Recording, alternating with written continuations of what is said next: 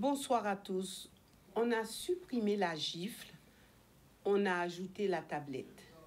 On a remplacé le va jouer dehors par tiens, regarde un dessin animé.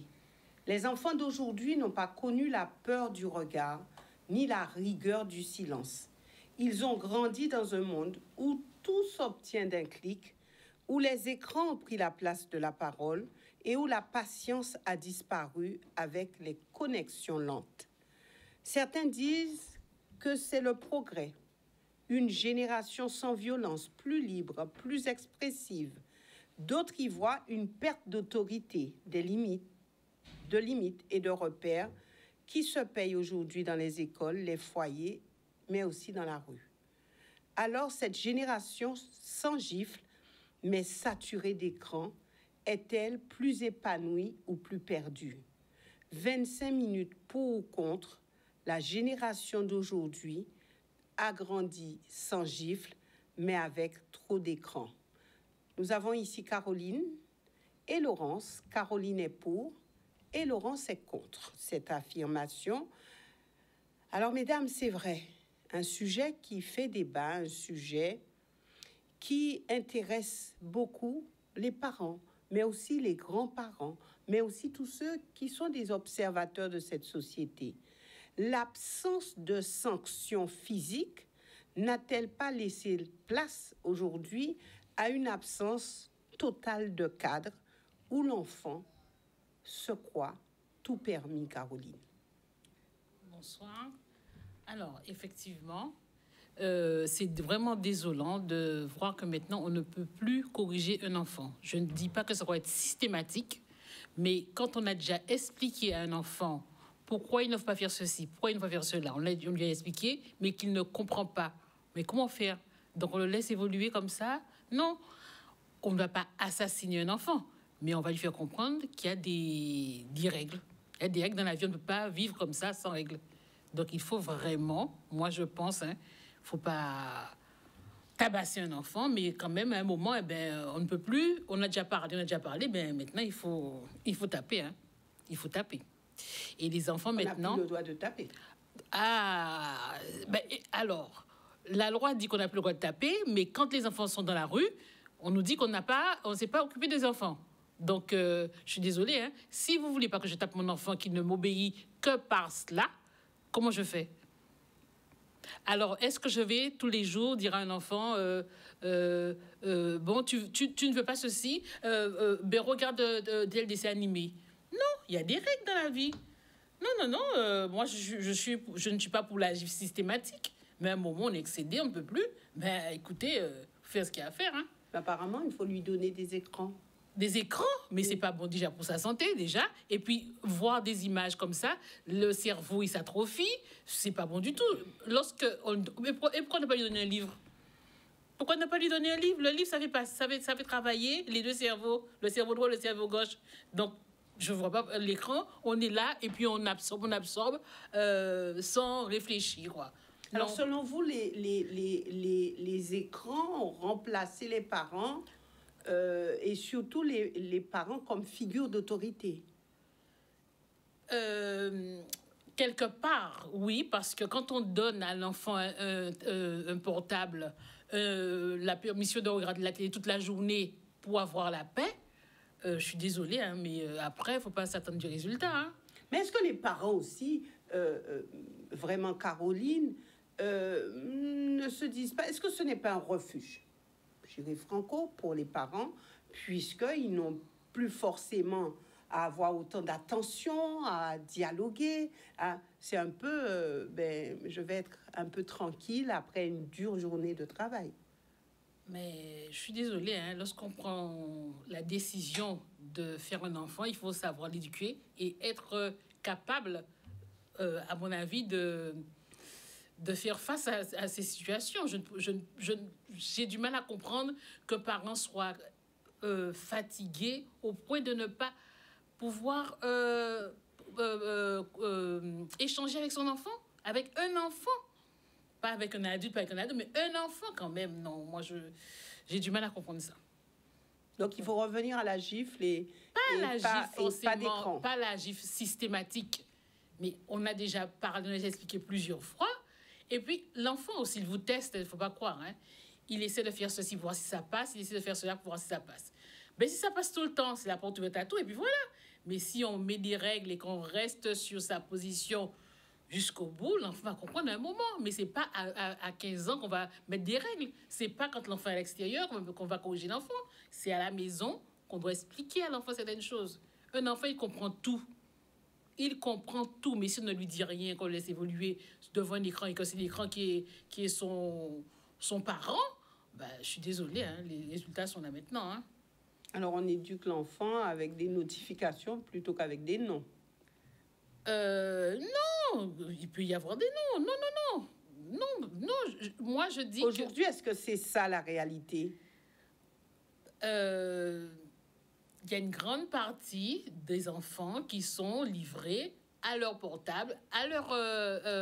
et ça, je ne comprends pas que maintenant, les parents ne comprennent pas que ce n'est pas bon pour les enfants. On ne peut pas laisser un écran éduquer son enfant. L'enfant voit tout ce qu'il veut voir. Mais quand le parent lui-même a son écran à longueur de journée, quand le parent lui-même est sur ses TikTok, sur ses Instagram, sur ses trucs, comment est-ce que vous voulez dire à l'enfant, mais ne fais pas? Il y a un non-sens quand même, c'est pas logique. C'est pas logique, mais le parent, il doit savoir qu'il a une certaine responsabilité, qu'il doit éduquer son enfant. Ça voudrait dire que les parents ne doivent pas être tout le temps sur TikTok, mais sur non, Instagram. Mais parce que c'est une vie, ça. Instagram, les réseaux sociaux, mais pour se détendre de temps en temps, mais pas en permanence. Oui, mais l'enfant, lui, se détend tout le temps avec TikTok et Instagram.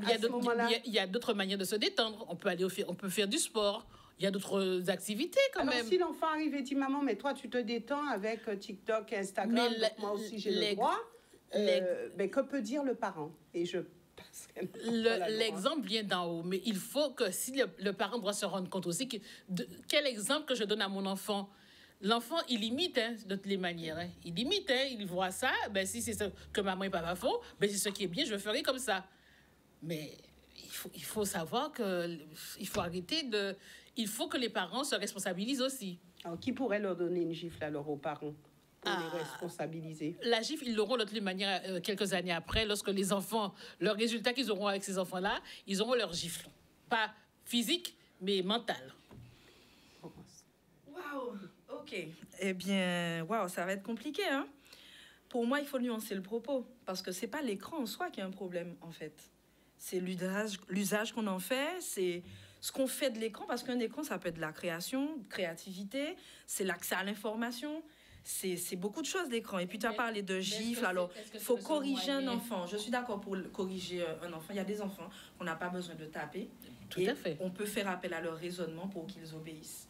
Donc je pense que taper un enfant, ou en tout cas user de violence pour obtenir un résultat, ce n'est pas faire obéir, c'est obtenir de l'autorité par la contrainte. Or, on s'est rendu compte que ça ne fonctionne pas dans la société. Ça ne fonctionne pas de corriger pour la contrainte. On ne corrige pas tout le temps en permanence. Mais un enfant que tu corriges, qui ne comprend pas pourquoi tu le corriges, parce que tu veux simplement obtenir de lui un résultat, une attitude, même toi à ton travail ou même avec des personnes autour de toi adultes, ça ne fonctionnerait pas. Je suppose que si ton patron ou quelqu'un avec qui tu travailles te contraignait à vouloir entrer dans un système, tu ne le ferais pas.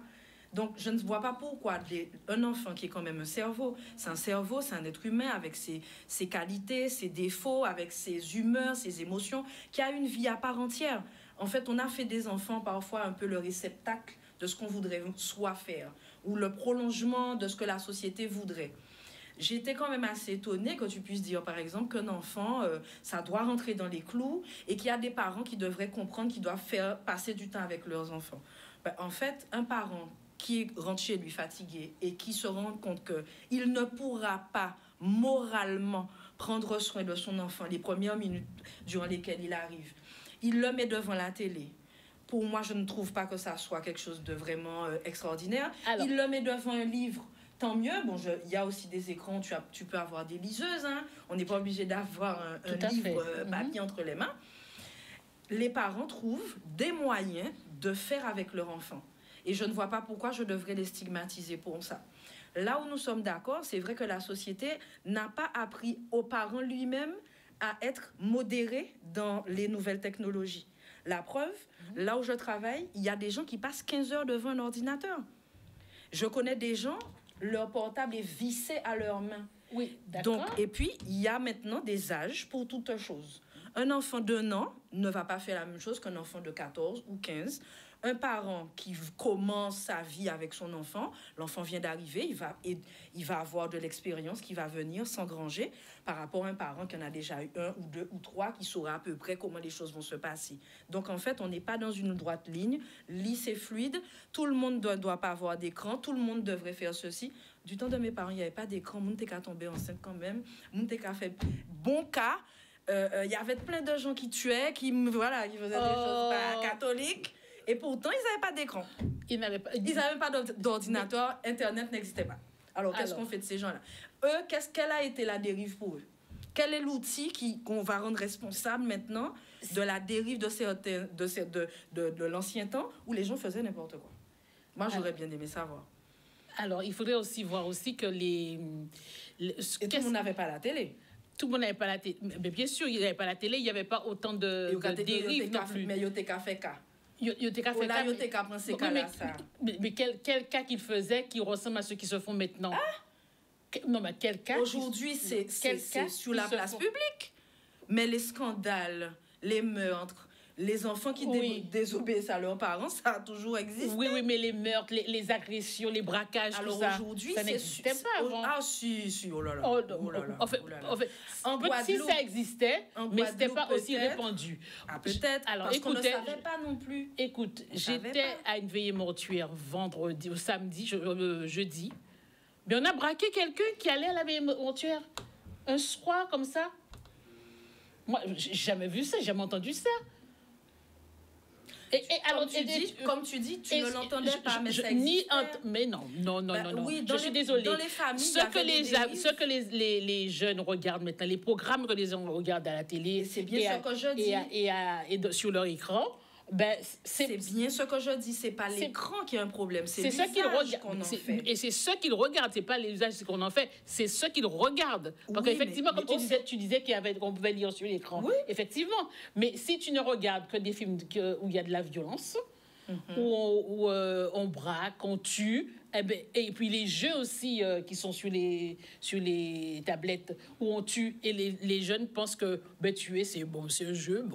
Moi, je connais beaucoup de jeunes qui ont des tablettes, qui étudient avec des tablettes. Il y a des sociétés dans lesquelles l'enfant rentre à l'école, il a son bureau, la tablette ou l'ordinateur. Il ne devient pas un délinquant. Mais parce qu'il lui apprend à utiliser cet outil-là pour son développement personnel. Donc, ça veut dire que l'écran en soi n'a pas de problème. La gifle peut-être, parce que je connais des gens qui ont pris des gifles et des gifles et des gifles et qui aujourd'hui ne se sont toujours pas corrigés. Parce que tout simplement, on ne comprenait pas leur état, la façon dont ils étaient. On n'avait aucune idée de comment l'enfant, lui, devait se comporter. Il y a eu entre-temps Françoise Dolto, etc. On a eu des psychologues, des gens, des sociologues et tout, qui ont expliqué que l'être humain est à part entière. Il faut le considérer comme tel. On ne peut plus considérer un enfant, un adolescent, comme une espèce de truc qu'on doit remplir, dans lequel on doit verser des choses. Il a aussi des choses à nous apprendre. Mais tout à fait. Et pour moi, aujourd'hui, c'est plutôt les outils qu'on va utiliser pour apprendre qui sont importants. La question à se poser aujourd'hui, en Guadeloupe, qu'est-ce qui a marché? Est-ce que l'arrivée du portable n'a pas changé pour moi grand-chose? C'est la surutilisation du portable par les adultes eux-mêmes, parce que je connais aucun enfant qui se réveille le matin, qui prend sa carte bleue et qui va s'acheter un portable. Je ne connais pas, à part des enfants peut-être de riz, je ne sais pas. C'est le parent qui donne, c'est le parent qui va donner le là, qui va mettre le là à la maison. Qui devrait, oui. Voilà. Donc, ça veut dire, en quelque part, qu'on n'a même pas, nous, appris adultes à utiliser les nouvelles technologies. C'est un peu comme l'IA. Aujourd'hui, tout le monde crie sur l'IA, mais en fait, l'IA, ça a toujours existé. C'est juste qu'on dit, oui, mais ça va rendre les gens bêtes, etc. Avoir un réfrigérateur n'a jamais empêché à un plat de se gâter et de le mettre à la poubelle. Et pourtant, on disait à l'époque que les réfrigérateurs, les micro-ondes, ça allait rendre tout le monde fainéant, nanana. Pourtant, la société, elle a évolué. Aujourd'hui, on fait des repas minutes, de bons repas minutes. De bons repas minutes. Ah ben oui, moi Alors je là- fais de très très bons repas minutes. En plus, je suis végétarienne, donc ça tombe très très bien. C'est très facile de faire de très très bons repas minutes. D'ailleurs, la nourriture Chacun son est palais. biodisponible. Hein. Vous prenez une bonne laitue, vous la mettez là avec une bonne salade. Pas besoin d'aller élaborer. C'est nourrissant, c'est nutritif. Par contre, si vous apprenez à votre enfant à manger que des hamburgers, demain, vous n'allez pas dire l'hamburger a un problème. Il faut le faire disparaître de la terre. Au contraire, il faut lui dire, tu peux manger des hamburgers, mais il faut quand même prendre le temps de manger aussi des légumes. Donc, c'est pareil pour l'écran. Pour moi, l'écran n'est pas un problème. L'écran n'est pas un problème Non. si l'usage qu'on en fait est positif. Eh ben, là, on est d'accord. Voilà. Et positif, ça Alors, veut dire... Un peu positif. alors- et n'est pas pour regarder des... Mesdames, si un parent passe sa journée à regarder TikTok, j'ai rien contre TikTok. Instagram, j'ai rien contre Instagram. Il y a de très bonnes choses sur Instagram. Il y a des parcours inspirants sur donc, Instagram. Si un parent passe son temps à regarder ces réseaux-là, comment est-ce qu'il peut dire à son enfant, je ne veux pas que tu puisses regarder TikTok ou Instagram? Est-ce que là, on n'est pas en train de dire oui, mais c'est le parent qui... mais le parent doit dire à son enfant, oui, il doit dire, mais vise si un lui âge le pour toute fait, chose. si lui le Non, fait... non, mais il y a un âge pour toute chose. Moi, je suis l'adulte dans la maison. L'enfant n'est pas l'adulte dans la maison. Je dois le considérer à son âge pour ce qu'il est. D'accord? Il y a plein de choses qu'il ne pourra pas faire de toute façon à ma place. Prendre la clé, conduire et aller travailler le matin, il ne pourra pas le faire. Donc, je pense qu'il y a un âge pour toute chose. Par contre, tu as entièrement raison. Si moi, je suis déjà dans la dérive par rapport à ce que je fais, je ne peux pas ensuite fustiger la personne à côté de moi, qui est un être humain. Un enfant ou un adolescent, c'est un être humain. C'est pas un petit ordinateur. On le programme pas dès la naissance. Il arrive Et vous avec, devez être voilà. un exemple Mais- pour lui. Mais oui, mais Donc si ça l'en- veut dire que nous devrions tous marcher dans cette société en Guadeloupe avec des livres à la main. Et on ne devrait même pas, de toute façon, quand on arrive au bureau, utiliser l'ordinateur. Aujourd'hui, on devrait retourner au gratte-papier. Moi, c'est ce que je dis. Alors, moi, je suis pas d'accord avec toi. Mais moi, je dis que un enfant qui a un portable ou une tablette ou un ordinateur, ben, il peut l'utiliser, mais Il faut lui apprendre à à l'utiliser l'utiliser. en Oui. lui Ça, disant, on est d'accord. écoute-moi, tu regardes Ça, la on est télé d'accord. pendant 10 minutes. On est d'accord. Et lorsque ça sonne, c'est terminé. Et qu'est-ce que tu regardes là maintenant? Qu'est-ce que tu... faut On poser est les questions. parfaitement d'accord. Qu'est-ce que tu partages là? Qu'est-ce que tu fais? Donc, il y a Et de la- puis il y a un utiliser côté le contrôle positif. parental, c'est ça? Le contrôle parental ou bien limiter l'utilisation du portable. Limiter, tu ne peux regarder ta tablette que pendant une demi-heure et c'est tout dans la journée. Mhm. Et ça ne fonctionne, effectivement, ça fonctionne dans le monde de Caroline, certainement. Je Ah ben, suppose écoute. que tu as un emploi du temps avec lequel tu mets, je sais pas moi, lecture à 10 heures, Non, pas du tablette tout. pendant 30 Pas du minutes, tout. Pas du tout. midi, eh ben, on va jouer dehors, etc. Tu sais, un enfant Pas du passe 80% de son temps à peu près à être occupé à l'école, dans d'autres activités. Il y a des parents qui, par exemple, qui prennent le temps d'inscrire leurs enfants à la danse, au tennis. Voilà, moi je me souviens quand j'étais jeune, ma mère, tous les mercredis après-midi et dimanche après-midi, j'avais une activité. Il fallait qu'on ait tous 4 ou 5 activités, mon frère, ma soeur et moi, de sorte que l'État... Par contre, mon père était un malade, un fou à l'époque de technologie. Il apprenait tout par cœur et à la maison, on a eu droit à tout ce qui se faisait en termes de technologie, y compris les petits jeux, les Pac-Man. On a tous eu ça. Mais et en fait, tu ne faisais pas ça toute la journée quand même. le truc, c'est qu'on pouvait faire ça des heures, mais mon père, il était très tactique. C'est-à-dire qu'il me disait, tu vas apprendre ça parce que je veux que demain, tu puisses faire ça avec. Et c'est pourquoi j'étais très forte en informatique et très forte aussi à des jeux sur l'ordinateur. À l'époque, qui était une unité centrale bien grosse. À l'époque, on avait des disquettes, etc. Mais il s'en servait pour me montrer que, tu vois, tactiquement, si tu veux obtenir le résultat, eh ben, il faudra faire comme ci, comme ça. Et on en discutait, on en parlait. Est-ce que le vrai problème, ce n'est pas qu'on impose aujourd'hui sans expliquer? On impose sans expliquer. Ou parfois, on impose... Parce qu'aujourd'hui, on dit l'écran, c'est mal.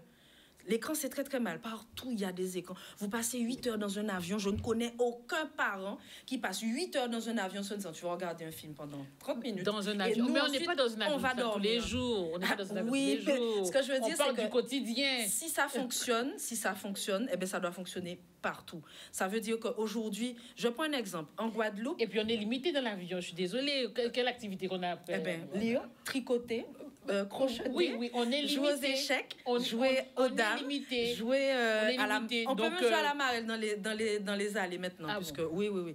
En fait, je me dis qu'aujourd'hui, par contre, là où je suis d'accord avec toi, la limite, elle vient de ça. C'est que dans notre société en Guadeloupe aujourd'hui, on met très, très, très peu l'accent sur des structures de jeux et de loisirs. Je prends un exemple. On a construit une espèce de petit panorama d'Amérindiens à Basse-Terre.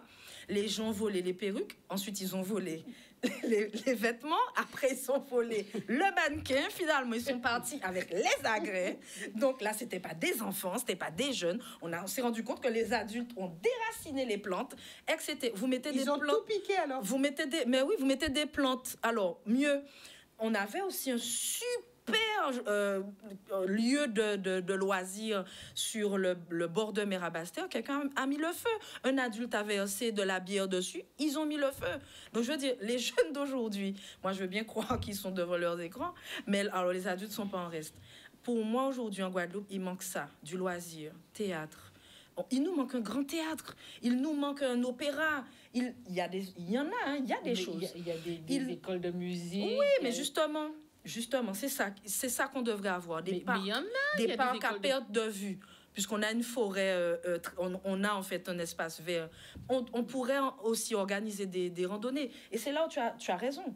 Par contre, quand je rentre à 20h le soir, parce que moi je rentre très tard le soir, quand ma fille vient me parler, c'est pas à 20h que j'irai marcher avec elle. Et c'est pas à 20h non plus que j'aurai envie qu'elle me parle. Hein. Je suis très contente, surtout qu'elle est fille unique, je suis très contente qu'elle ait su s'occuper elle-même. Même si j'avais un droit de regard, j'étais contente qu'elle s'intéresse à tout, qu'elle me montre aujourd'hui des vidéos en me disant « Maman, regarde ça, c'est trop drôle ». Oui, ça fait aussi partie du jeu, pour moi. Et tu penses qu'elle te montre tout ce qu'elle regarde Eh bien, tu seras extrêmement surprise. Justement, c'est parce qu'il n'y a pas de contrainte particulière et qu'elle sait très bien ce qu'elle doit regarder parce que dès le départ, on a parlé, on a discuté, ça c'est bien, ça c'est pas bien, qu'est-ce que tu en penses, etc. Voilà. Mais j'avais pas besoin d'aller dire alors montre-moi ce que tu regardes parce que justement le contrat de confiance il existait et on est donc d'accord. On doit pouvoir mettre des limites, mais l'écran n'est pas justement, un problème. à partir de quel âge? Ça, c'est une petite question que j'ai vraiment envie de vous poser. Une limite. À partir de quel âge faut-il donner un téléphone portable à un enfant?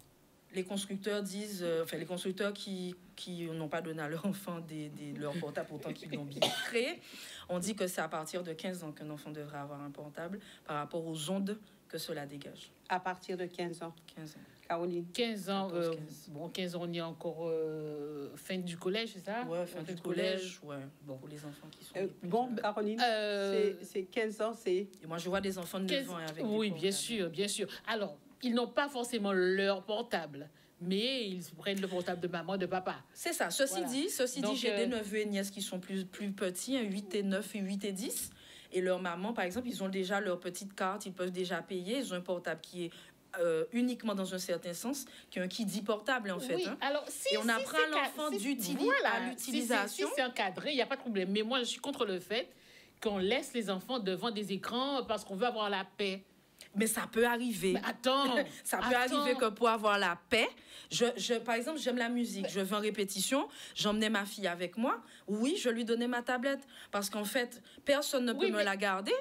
Je fais 2-3 heures de répétition, je suis en studio, mon enfant a une tablette, oui. Et puis, elle regarde des dessins animés. Mais vous en avez discuté avant, c'est réglé. Oui, mais ce que je veux dire, c'est que ça peut arriver. C'est réglé, c'est limité. Bon, l'enfant, c'est ce qu'il peut regarder. Mais quand un enfant on lui a donné son portable et puis il touche pas tout, il regarde tout ce qu'il ne doit regarder. Ma mère disait que je regardais, entre guillemets, à la maison, on avait une télé. Aujourd'hui, depuis plus de 15 ans, depuis que je suis en Guadeloupe d'ailleurs, j'ai pas de télé chez moi, je sais même pas. Et c'est très bien. Et ça fait 15 ans que je regarde pas le journal, pourtant je suis au courant de tout ce qui se passe. Bien sûr. Parce que j'aime lire. Non, mais puis le bouche à oreille aussi. Le bouche à oreille aussi. Ah, ça marche bien, Guadeloupe, ça. C'est un bon portable, ça. La discussion continuera dans les maisons. Et certainement après cette émission, mais la gifle faisait taire, l'écran, lui, il occupe. Mais ni l'un ni l'autre n'éduque vraiment. Ce qui manque aujourd'hui, ce n'est pas la punition, c'est la présence, celle du parent qui parle, qui écoute aussi et qui pose des limites sans humilier. Entre l'autorité d'hier et la permissivité d'aujourd'hui, il reste un chemin à tracer, celui du lien, pas du laxisme. Parce qu'un enfant qu'on regarde dans les yeux sera toujours ou aura toujours moins besoin d'un écran pour exister. Excellente soirée à tous. Nous ne sommes pas là pour juger, mais pour comprendre.